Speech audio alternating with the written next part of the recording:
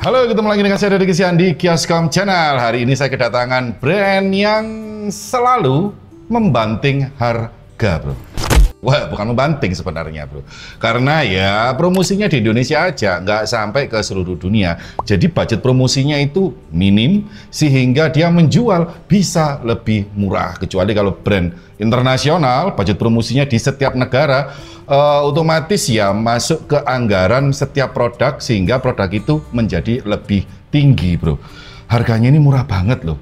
Cuma 5,6 juta kalau saya jual ya. Kalau toko lain mungkin ada yang 54, 53, kurang tahu lah. Intinya di bawah 6 juta, kamu mendapatkan 2-in-1 tablet Windows. Bisa gambar, bisa ngedit, bisa dipakai untuk daily use, bisa untuk dipakai presentasi, dan touchscreen. 5 jutaan loh, bro.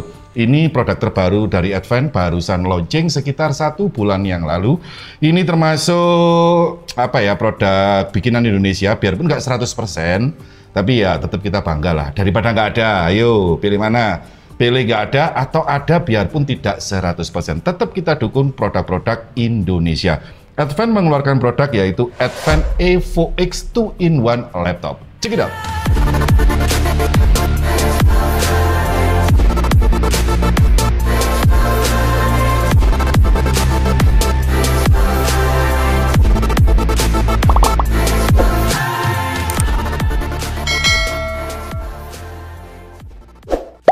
Keren ya, bro. Desainnya itu kayak buku ya, kayak map gitu loh. Loh. Ya, kayak buku ya. Tuh. Pegangnya gini mungkin, atau gini. Loh, cibi-cibi suka ini, bro. Dan ini nggak terlalu berat kok, 1,4 sekian kilo atau 1,5 kilo. Ini terdiri dari 2 komponen. Yang pertama adalah hard case-nya. Nah, ini hard case-nya seperti ini. Terus ini adalah tabletnya. Nah, seperti gini, bro. Dan hardcase-nya ini dari karet, bukan dari Bluedroo. Kalau Microsoft Surface itu dari Bluedroo. Termasuk trendsetter yang membuat 2-in-1 laptop model seperti ini. Terus dicontoh sama Asus, Lenovo, HP, Acer, Advent. Nah, jadi modelnya jadi lebih banyak. Tapi pertama kali yang bikin trendsetternya itu ya Microsoft Surface. Terus ini magnet ya, ini magnet. Ini kamu bisa tekuk seperti ini, ada lubang untuk kamera, ada konektornya di sini untuk mengkonek ke tablet. Trackpadnya ada, posisinya ceper ya, tidak naik seperti gini. Nah, tidak naik seperti gini, tapi ceper, loh, kayak gini.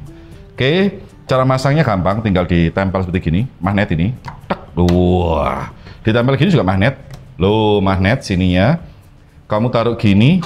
Nah, ini jadi dudukan atau dibalik gini juga bisa. Loh, kayak gini juga bisa. Nah, terserah sih. Gini oke lah. Loh, jadi hanya ada 2 fungsi. Model seperti ini atau kamu jadikan tablet seperti ini, bro. Hanya ada 2 aja. Nah, cakep gak? Cakep menurut saya, bro.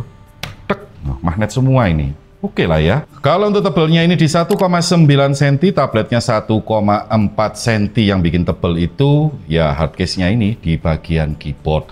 Bodinya, bro, ciamik soro, bro. Full metal. Adem banget loh. Metal. Jadi kelihatan mewah. Ada logo Advent terbaru, di sini ada Intel, di sini ada kamera 1, ada logo-logo untuk menjelaskan port. Kalau untuk layarnya ini glare, loh, glare ya, mantul-mantul seperti kaca, frame to frame-nya tipis standar ya, persis kayak iPad, segini tipisnya. Ada kamera 2. Kalau untuk portnya di sini ada headset, ada 2 kali USB tipe A3.0. Kalau untuk sebelah sini untuk konektor ke keyboard, sebelah sini ada tipe C 2 kali, ini 3.2 Gen 1, indikator sama DC in. Di sebelah sini hanya lubang-lubang pembuangan panas, volume up, down, sama tombol power. Chargernya seperti ini di 36 watt. Mendapatkan stylus gratis. Lumayan, hemat di 200 sampai 400 ribu, bro. Mendapatkan baterai ya, ini AAA, mendapatkan ujung dari stylusnya ini. Nah, kalau ini habis, rusak, bisa diganti yang ini, bro. Bodinya dari metal ini ya. Nah, metal bentuknya seperti bolpennya pejabat Pertamina ya. Ada logo Advent, ini bisa kamu jepit di baju. Terus di sini nggak ada tombolnya.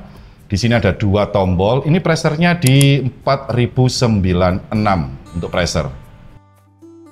Kalau untuk pressernya Oke lah. Bisa tipis, bisa tebel. Enak ini. Jadi enak buat gambar ini, bro. Karena ada pressernya sampai 4096.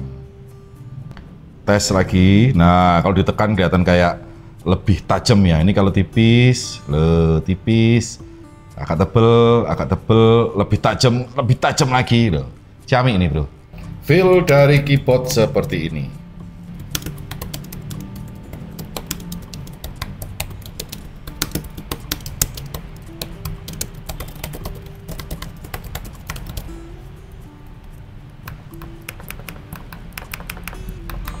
Kalau untuk layarnya ukurannya nggak terlalu besar, nggak terlalu kecil. Posisinya di tengah-tengah, bro. 13 inci. IPS panel, glare, 178 derajat view angle, terus resolusinya 2K, resolusi 2160 x 1440.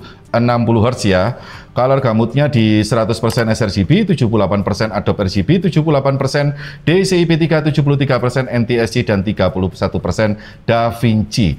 Kecerahannya ini sampai di 273 nit dengan kontras rasio 1150. Standarnya 1000:1 lah. Ini adalah bidang gelap dan bidang terang. Gimana dengan white point? Kalau white point-nya ini bisa di 6600 sampai ke 7000. Jadi lebih cenderung ke biru sedikit. Kalau untuk gamanya di 2,3. Gimana dengan delta E? Apa yang kita lihat sama yang ada di layar, bila objeknya sama, itu diukur dengan angka di bawah 2. Kalau profesional di bawah 1. Ini termasuk monitor bagus ya, di 1,55 untuk delta E. Kalau untuk prosesornya memakai prosesor N series generasi ke-12 N100. Ini di atasnya Celeron, di atasnya Intel Core i3 generasi ke-10. Bisa dibilang kalau untuk core sama thread-nya hampir sama dengan Intel Core i3 generasi ke-12 12300. Karena sama-sama memiliki 4 core dan 4 thread, bukan 4 core 8 thread ya, bro. TDP-nya ini yang benar-benar sangat irit, 6 watt 3,4 GHz. Terus support sampai ke memori DDR5 dengan speed 4800. Sudah ada Intel UHD di 750 MHz. Lumayan dibuat edit-edit video ringan di aplikasi CapCut atau nge-game yang tahun-tahun 2015. Terus kamu bisa multitasking browsing, multitasking Excel, itu masih aman karena ada Intel UHD-nya. Ini Alder Lake N series.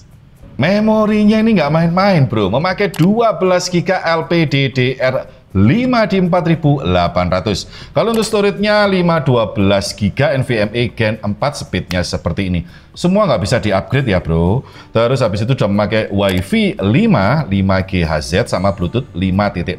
Kalau baterainya ini di 5000 mAh untuk dipakai idle nonton YouTube seperti ini.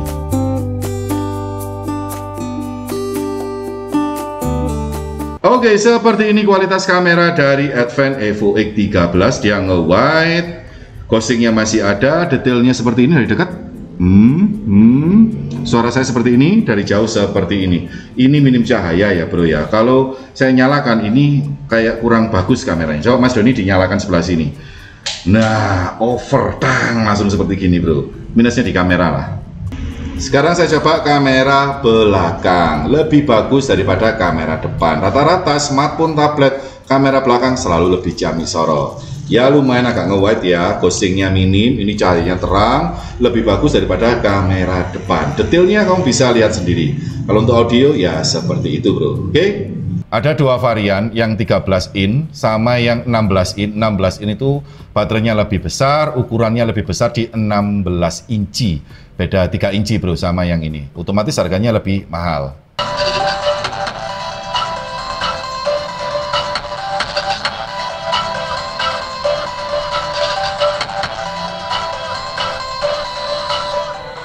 Suaranya standar, kurang kenceng, tapi nggak pecah. Kalau saya tes 100% kerja CPU, panasnya ini maksimal di 39 ya 3940 lah. Posisi senternya di 36, itu di sini pas tengah-tengah. Minimumnya di 29 derajat. Paling panas itu ada di area sebelah sini, bro. Nah, ini di berapa ini? 38. Tapi masih normal sih 38. Biasanya kalau laptop panas itu di 45, kadang sampai tembus 50. Ini masih adem menurut saya ya. 3940 derajat, area paling panasnya. Laptop ini bukan dikhususkan untuk gaming, jadi saya coba di satu game sama beberapa software benchmark. Check it out.